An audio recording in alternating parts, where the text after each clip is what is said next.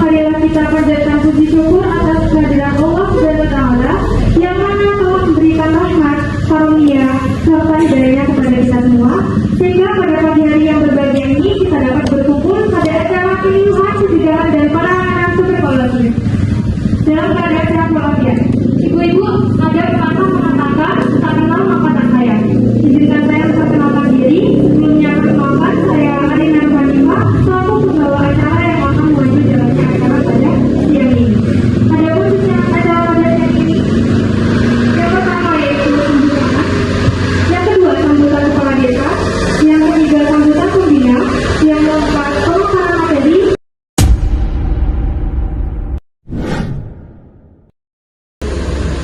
Yang kami hormati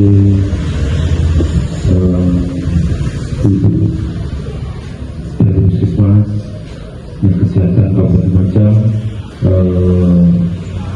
dan rekan mahasiswa dari unit perawatan yang ada di Lumajang,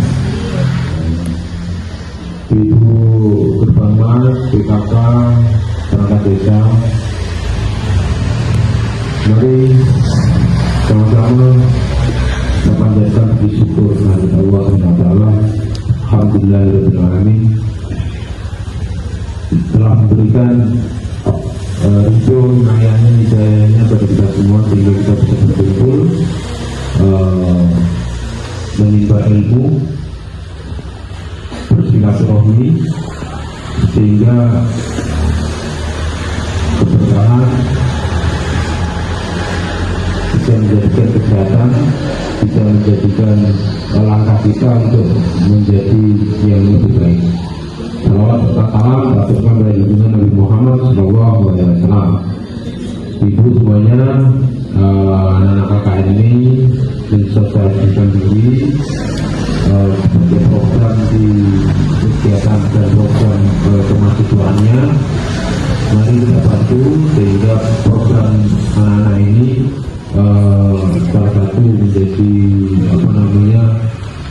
kelengkapan belajarnya, sehingga kita juga mendapatkan pengingat terhadap Berbamat atau kader-kader Berbamat, kader-kader Posyandu, berbagai macam informasi-informasi yang didapat oleh Dinas Kesehatan, Puskesmas, dan semua dari bidang yang hadir di Barisan. Kader-kader Berbamat selalu menerima informasi baik dari sisi kesehatan, ketahanan pangan, pertanian, sampai hibah informasi rumah tangga itu yang telinganya bapak-bapak itu. Nah, kita sebut bapak-bapak di sana. Jadi informasi TBC ya, tuberkulosis atau yang dikenal TBC ini juga tidak sudah biasa bahasa TBC, cuman dari cara dan pencegahannya mungkin di desa Senduro ini bisa dikatakan standar, ya tidak terlalu ini, ya juga tidak terlalu parah kan gitu ya, dan pencegahan dan penyampaian. Cuman yang saya lihat dan yang saya dengar cara penanganannya masih medis. Selamat siang ibu-ibu, bagaimana kabarnya hari ini?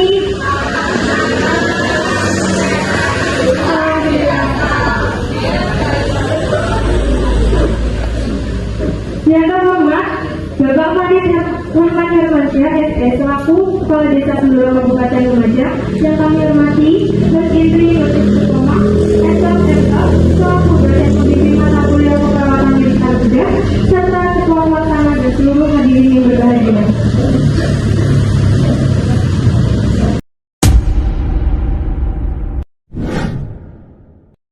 Mahasiswi D3 Keperawatan Fakultas Keperawatan dan Universitas Jember Kampus Lumajang. Nah, tujuan kami di sini akan melakukan penyuluhan dengan materi pencegahan dan penanganan tuberkulosis. Nah, mungkin ibu-ibu di sini udah nggak asing lagi ya dengan penyakit TB ini ya. Udah pada tahu semua kan? Belum. Oke, sebelum masuk ke materi ini, kami punya jargon ibu-ibu bisa diikuti ya. Kalau nanti saya bilang cegah TBC, ibu-ibu bilang hidup sehat dan tangan segera. Bisa? Sudah diikuti ya? Baik, saya mulai.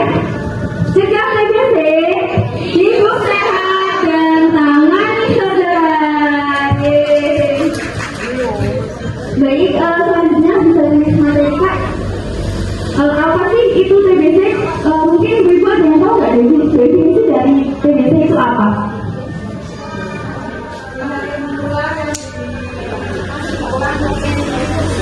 Penyakit penular yang disebabkan oleh virus. Bagus sekali. Mungkin ibu yang lain ada yang tahu definisinya? Tidak, belum tahu. Baik, saya jelaskan. Apa sih itu TBC? Tuberkulosis adalah penyakit infeksius terutama menyerang parenkim paru yang disebabkan oleh bakteri golongan Mycobacterium, yaitu Mycobacterium tuberculosis yang merupakan bakteri tahan asam yang dapat menular. Nah, TBC sendiri ini kan penyebab kematian terbesar ya di dunia, dan di Indonesia sendiri penyakit TBC ini masih menduduki peringkat tertinggi penyebab kematian terbesar. Nah, karena itu sebagai salah satu pencegahannya di sini kami memberikan penyuluhan kepada ibu-ibu semua supaya ibu-ibu juga bisa memberikan penyuluhan kepada masyarakat sekitar, biar mereka bisa tahu apa sih tanda gejalanya itu, biar mereka bisa lebih peduli. Kalau misalkan terdapat tanda gejala itu, mereka bisa segera menangani ke rumah sakit. Apakah penyebabnya hanya karena bakteri saja? Tidak, ada penyebab yang lain. Selain itu ada kondisi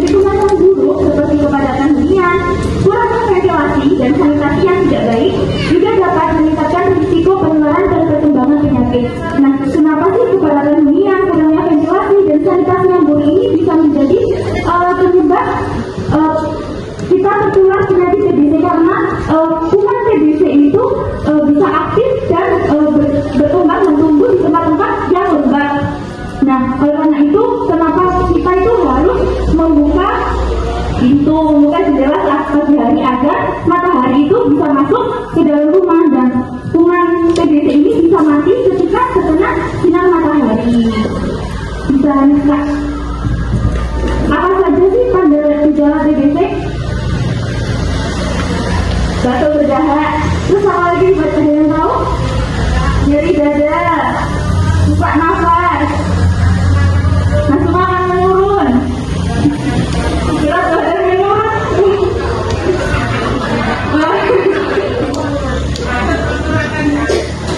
Batuk mengeluarkan darah. Wow. Ini panik Pak. Saya Bulan Fitri sama dengan teman-teman saya yang lain. Saya juga dari Universitas Jember kampus Remaja. Baik ibu-ibu, jadi setelah kita mengetahui definisi, penyebab dan tanda gejala TBC, selanjutnya kita akan mempelajari bagaimana cara pencegahannya. Jadi pencegahan TBC ini ada beberapa macam yang bisa kita lakukan. Yang pertama yaitu pemberian vaksin. Jadi pemberian vaksin ini pencegahan secara primer berupa pemberian vaksin BCG pada bayi baru lahir.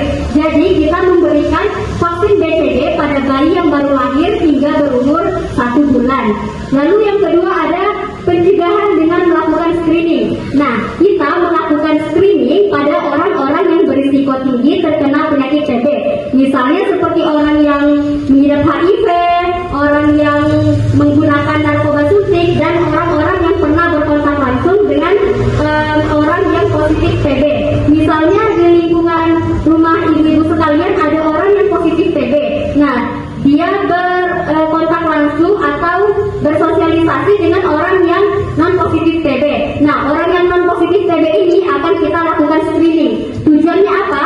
Tujuannya agar kita bisa mendeteksi dini apakah orang ini terdapat bibit-bibit untuk terkena penyakit TBC. Lalu yang ketiga ada menerapkan perilaku etika berbatuk. Jadi ibu-ibu sekalian, untuk batuk itu kita tidak bisa sembarang batuk ya. Jadi ada etika berbatuk. Misal ibu-ibu ini sedang mengalami batuk, saat keluar rumah itu hendaknya menggunakan masker agar saat batuk atau bersin percikan air liur ataupun ingus kita itu tidak menyebar kemana-mana dan menginfeksi orang lain. Jadi saat batuk kita upayakan untuk memakai masker. Memakai maskernya juga tidak bisa asal-asalan, tidak bisa seperti ini. Jadi penggunaan masker yang baik itu harus menutupi hidung dan juga mulut. Lalu untuk etika batuk yang kedua itu saat batuk caranya seperti ini. Kenapa seperti itu? Ada yang tahu?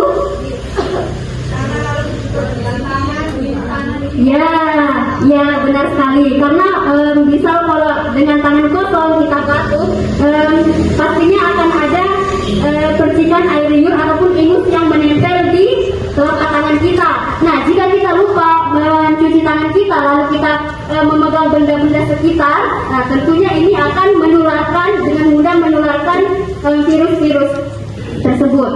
Lalu ada yang keempat, menerapkan perilaku hidup bersih dan sehat. Ibu-ibu tahu tidak apa itu perilaku hidup bersih dan sehat?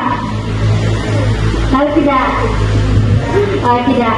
Saya yakin setiap ibu-ibu itu sudah menerapkan perilaku hidup bersih dan sehat. Jadi perilaku hidup bersih dan sehat ini ada banyak macam.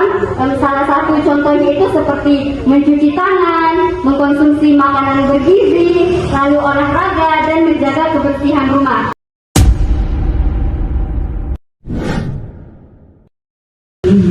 Yang memang juga selesai pengobatan sepertinya. Jadi alhamdulillah kalau nggak banyak penderita karena sampai saat ini kan untuk penyembuhannya memang masih sulit. Cuma kalau misalnya ibu-ibu kan kadernya yang terdepan di berhadapan dengan masyarakat, kalau memang misalnya ada yang batuk lebih dari 3 minggu, kemudian berkeringat malam hari, ya sering demam di malam hari, terus ada berat badan yang turun, dahaknya awalnya ini putih gunting kemudian jadi hidung gitu. Nah kemungkinan langsung aja disarankan ke puskesmas untuk melakukan pemeriksaan dahak.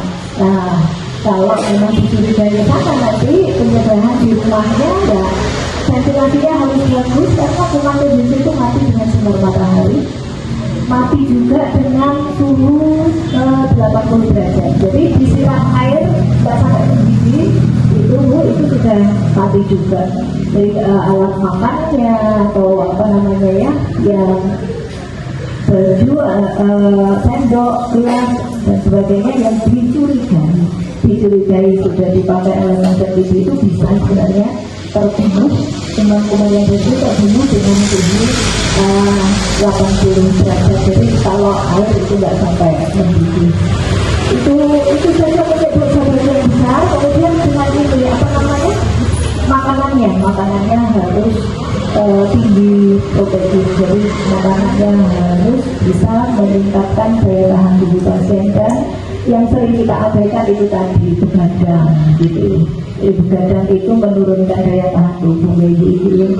Jadi 11 itu katanya sudah harus tidur nyenyak gitu. Tapi kalau Bu Dida tidak bisa jam 11 tidur nyenyak, pasiennya datang. Melahirkannya sering malam gitu.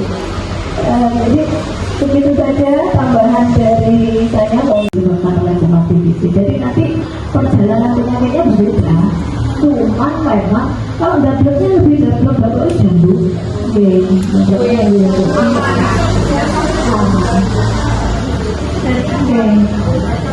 Menurut saya yang paling sering ada gangguan di kalau pagi yang disilahkan itu di kepala tubuhnya sama gitu. Jadi tapi nanti pekerjaan itu juga bisa menjadi gejala dari penyakit yang lain. Nah, cuman untuk memastikan bahwa tidak ada tumpangan kuman yang lain, ya memang harus nanti ada pemeriksaan lebih lanjut. Jadi nggak bisa diremehkan memang dulu. Jadi normalnya batuk pilek itu bisa sembuh sendiri dalam waktu 2 minggu. Itu istilahnya self-limiting disease, jadi penyakit yang bisa sembuh sendiri dalam waktu 2 minggu. Tapi kalau setelah 2 minggu tidak sembuh, maka itu berarti ada apa-apa gitu. Jadi ada apa-apa. Jadi kita boleh dapat di 2 minggu saja batasnya. Okay. Kalau lebih dari itu harus diperiksakan. Kalau itu kumannya jelas sudah diperiksa. Tapi kalau dia bekerja bukan dari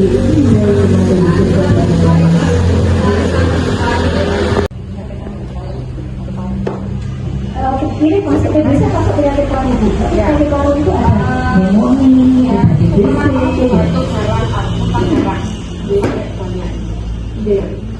bisa nanti kalau DBC bisa ke bentuk darah. Kalau penyakit paru itu banyak juga, ada bronkitis, ada DBC, ada pneumonia, ada macam-macam. TBC juga bisa, rokok TBC bisa, rokok bronkitis juga bisa. Ada tambahan susah. Saya tak masih biar nggak teringat lagi sama saya. Kurusnya itu berbeda dengan kita kurus biasa ya.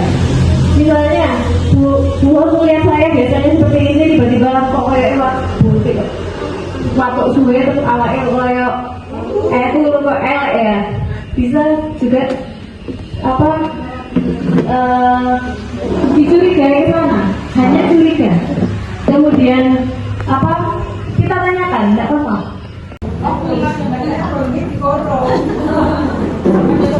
Ya, kasus seperti ini memang banyak untuk pasien TB itu butuh berobat ya, memang bosan kemudian 6 bulan. Iya, 6 bulan minum obat terus, obatnya kayak kacang jadi banyak.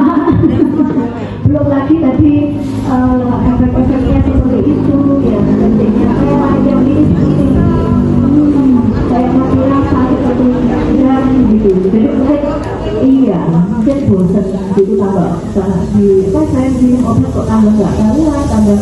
Jadi dia menganggap kalau tambah dikasih obat itu tambah nambah penyakit, begitu. Nah disitulah letak ininya.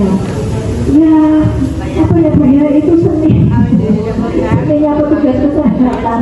Ya petugas kesehatannya sama kadernya harus kita kurangi. Biasanya kita sampaikan bahwa kalau sekarang memang dampaknya nggak terlihat, memang dampaknya nanti kalau perlu bawa gambar gitu.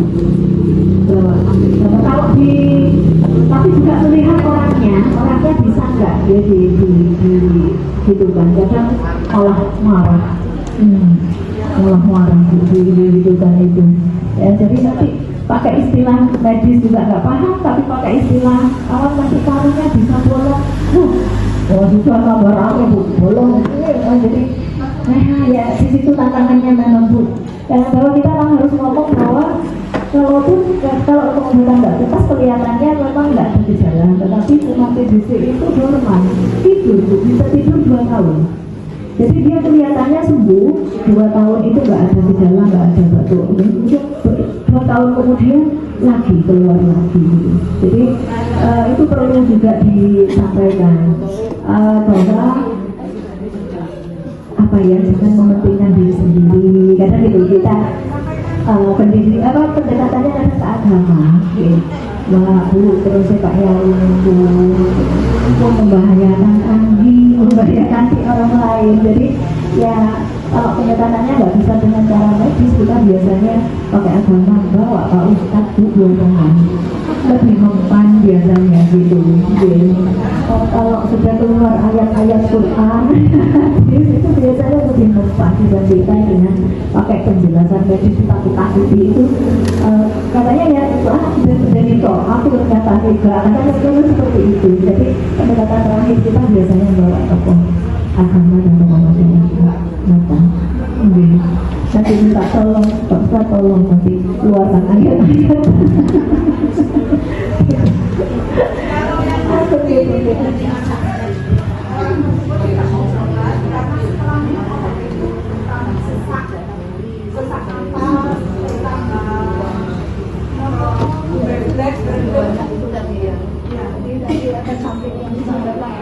Ternyata pada orang itu keluar semua gitu.